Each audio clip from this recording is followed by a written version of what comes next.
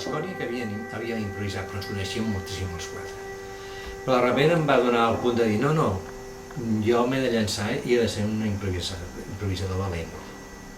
Va coincidir amb el moment en què tenia aquest nou instrument que era el sampler, amb el qual era doble improvisació. Jo agafava mostres de qualsevol disc o qualsevol cosa, mostres que ni tan sols controlava, quasi bé ni sabia que les tenia, i llavors començava a tocar. Llavors apretaves una tecla, a vegades no sabies què passaria, però passava això. Tocaves i aquest so l'havies d'anar controlant i anar construint amb el que anava passant en cada moment. L'error s'havia d'aprofitar sempre, no existia l'error, sinó que era un pas cap endavant de la improvisació.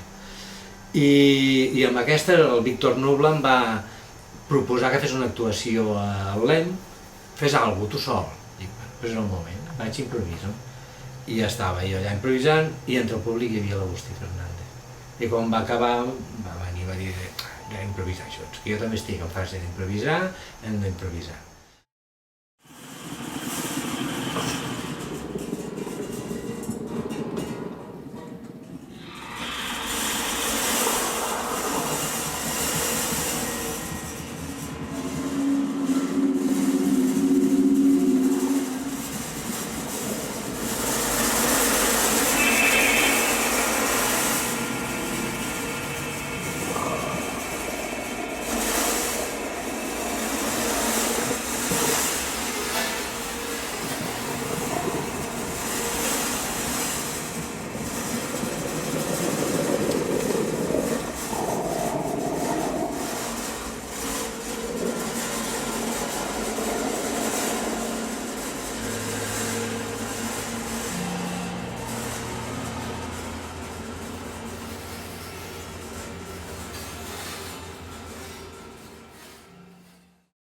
És irrepetible, o sigui, quan el procés mateix de fer-lo, et queda ressonant el piano de manera, no pots agafar-lo ja ressonant, no.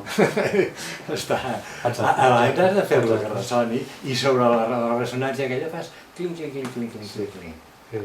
Però si no estàs en el moment, visquem el moment, i el moment no porta cap un lloc. I vas prenent decisions sobre la marxa. Després des de fora és impossible prendre aquelles decisions. Perquè has de saber per què prens. A veure, encara en el moment que ho fas està molt clar, però en retrospectiva, i ara per què haces esto? Mira, perquè en aquell moment vaig considerar que era l'adequat, el que necessitava la música.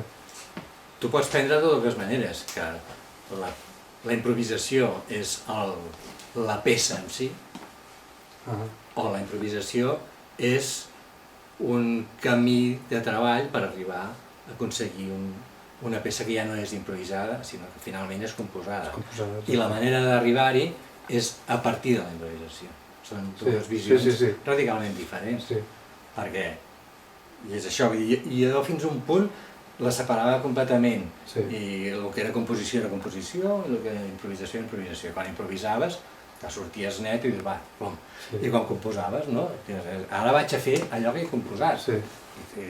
I el procés de composició no tenia res a veure amb l'improvisació. Farem alguna cosa en tal tonalitat, amb aquesta instrumentació, amb no sé què, i fiquem això, no, això ho repetim dues vegades, no... Sí, vas prenent les decisions i reflexiones i tal, i tu escoltes la gravació d'allò i es va convertir en una cosa. I l'altre és dir, improvisem i dius, mira que xulo aquest tros. I aquest tros xulo és que té un antecedent i un conseqüent, vull dir, és un tros d'algú. Sí, però és aquest intentar treure'l d'allà al mig, és el que l'angúnia aquella que fa, no? Sí.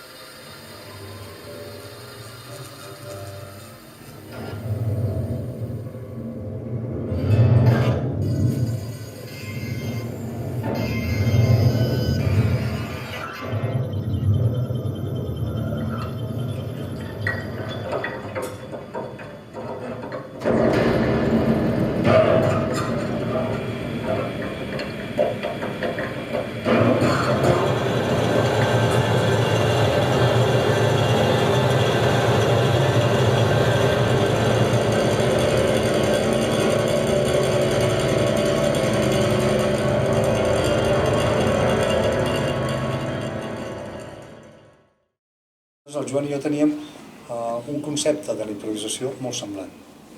Molt semblant, que quasi el mateix. Per això ens enteníem tan bé.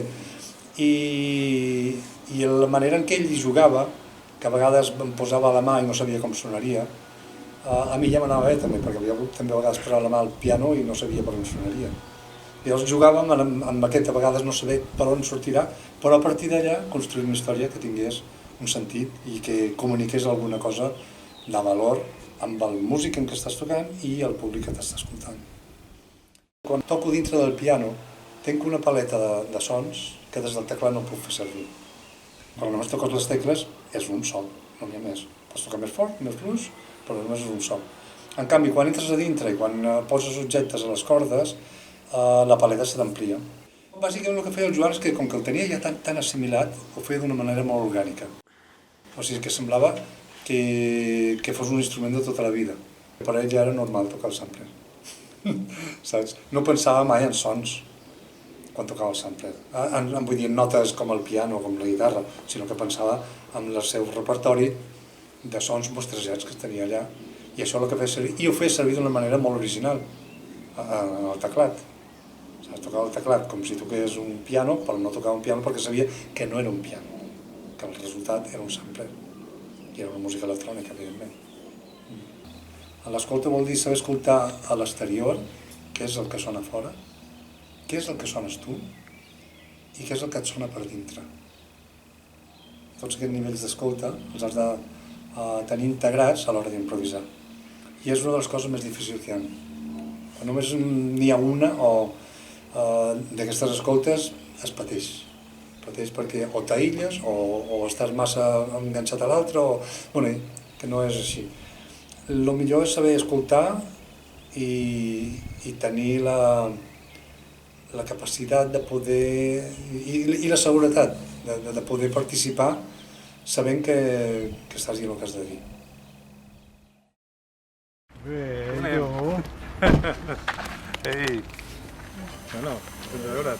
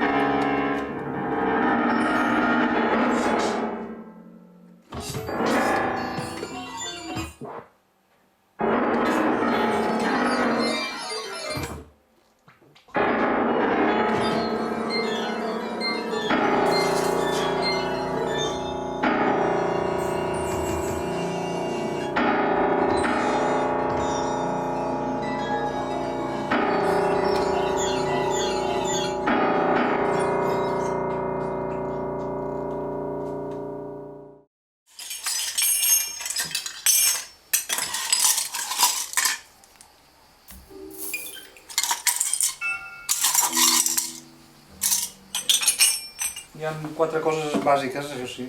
Que hi hagi una mica de fusta, ni que sigui un o 2 blocs de fusta, que hi hagi una mica de metall també, el coure o l'alumini, després algun d'aquests, les pues, tot això.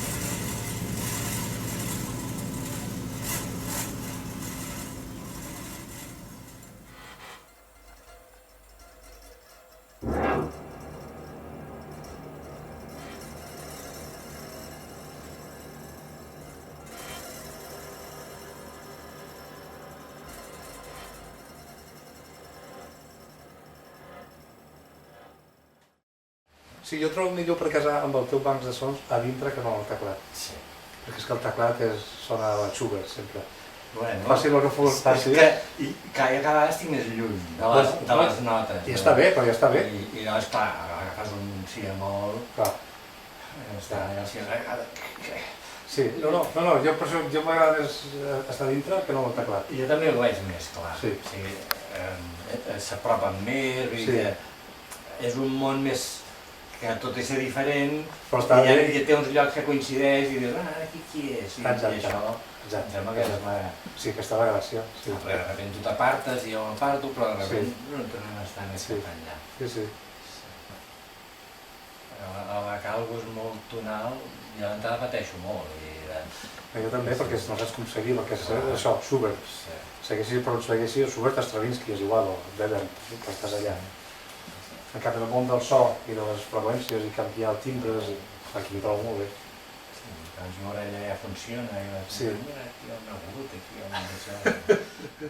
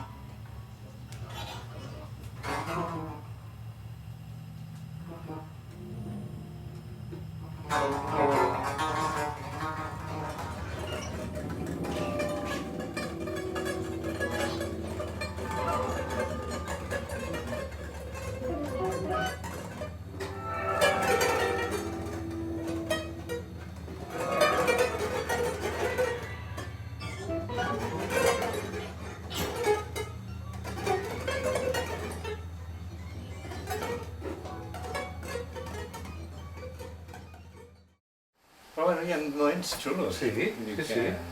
Jo crec que sí. Si són capaços de... Però ja ho escoltarem al camp, però jo crec que sí. Hi havia hagut parts que anava molt fluid i molt junt, i altres parts que ens ho buscàvem més. Sí. Jo sobretot que em buscava jo a mi, de dir ara això no em surt bé i... No, no.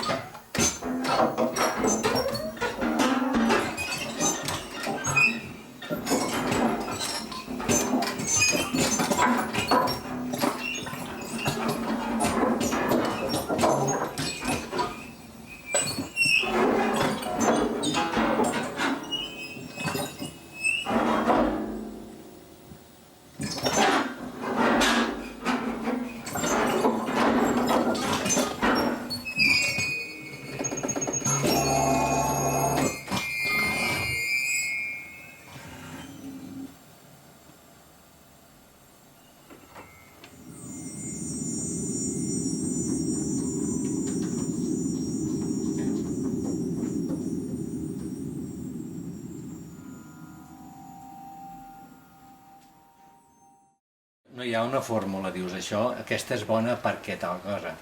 perquè com que no pretenem fer res que tingui un... Precedent, sí, exacte. Llavors, doncs, simplement escoltes i quan... Bé, és el que t'agrada. El que comentàvem abans de les dimensions, l'atenció. O sigui, mentre tu com a espectador, tu t'imagines que ets espectador... O sigui, aviam, tu et poses a escoltar-ho. Sí, I llavors, ara jo era un que passava per aquí i escoltava. I va, això m'interessa. Ho deixes descansar temps, sí, perquè per tornar a estar fresc quan no escoltes, que ja no saps que vindrà allò i tot allò. I llavors, doncs, mentre es manté l'atenció i és atractiu, doncs, funciona. No? El selecciones. A la que decau l'interès, doncs allà ho pares. Sí, i després entre els bocins aquests, els trossos que veus que funcionen i que estan bé, també intentes que els processos que hi ha dintre tingui una certa coherència amb la música que s'està fent, amb els sons i no sé què, que vagin on haurien d'anar o on poden anar, que no sigui forçat, que no sigui, ai, aquí hem fet un canvi de les 3 tomes, 3 dies, doncs quedarà un disc molt variat, crec jo. Jo escoltant l'escolta aquesta, curiosament, em sortien com uns fragments de 8 minuts.